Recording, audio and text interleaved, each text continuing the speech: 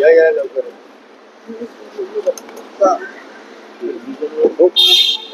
हो, काय सांगाल? रात्री मोदीजींनी स्पष्ट सांगितलेलं आहे पाकिस्तानला की चर्चा होईल फक्त पीओके वर त्याशिवाय होणार.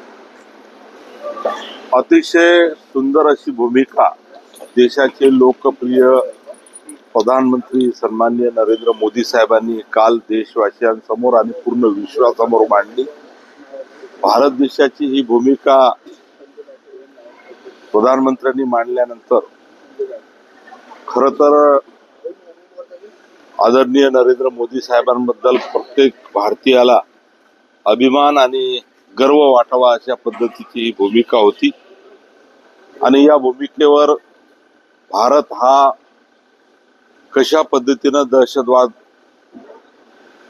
विषयाकडे पाहतो आहे हे सुद्धा त्यांच्या संपूर्ण स्पष्टीकरणामधून या ठिकाणी त्यांनी स्पष्ट केलं. रक्त आणि पाणी एकत्र वाहू शकत नाही ही सुद्धा भूमिका त्यांनी अतिशय प्रखरपणे मांडली. आणि देशवासियांची सुद्धा सातत्याने ही भूमिका आतापर्यंत राहिलेली आहे. प्रामुख्याने वंदनीय शिवसेना प्रमुख बाळासाहेब ठाकरे ही याच भूमिकेचं नेहमी सातत्यानं जाहीर सभेमधून बोलायचे. आणि आज शिवसेना म्हणून आमचे जे मुख्य नेते आहे सन्माननीय एकनाथरावजी शिंदे साहेब यांनी सुद्धा मधल्या काळामध्ये हीच भूमिका मांडली की पीओके च्या ताब्यात असलेलं काश्मीर, पाक व्याप्त काश्मीर हा भारताला या ठिकाणी मिळाला पाहिजे. सातत्यानं दहशतवादी हल्ले करून पाकिस्तानामध्ये आश्रय घेणारे दहशतवादी नेते जे आहेत त्यांना कुठं सुद्धा कठोर शासन झालं पाहिजे ही भूमिका शिवसेनेची आहे.